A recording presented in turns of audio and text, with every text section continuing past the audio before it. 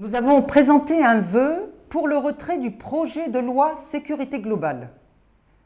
Chacun connaît aujourd'hui l'article 24 qui interdit de diffuser des images de policiers dans leur action de maintien de l'ordre qui conduit à l'interdiction de filmer des policiers.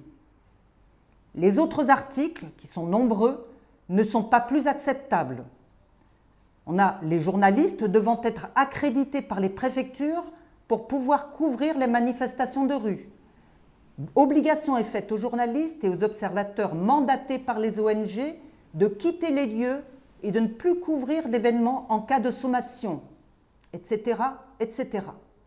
Il est enfin question du renforcement du champ de compétences des sociétés de sécurité privées, un premier pas vers le démantèlement du service public de la police et la privatisation des missions de protection des citoyens. Le président de la Commission consultative des droits de l'homme souligne dans Le Monde du mois d'octobre, je le cite, « En temps de paix, la République n'a jamais connu une telle restriction des libertés.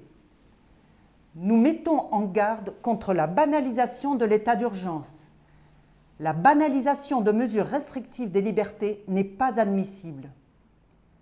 L'urgence ne peut pas être un état permanent. » De son côté, la défenseuse des droits dit, toujours dans Le Monde du mois d'octobre, « Voilà des années que dans un silence pesant, des libertés considérées jusque-là comme fondamentales et garanties s'éclipsent tour à tour. » Voici la réponse de la mairie.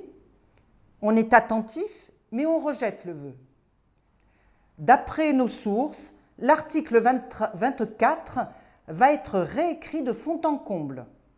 À vous de retravailler ce vœu en prenant en compte cette avancée.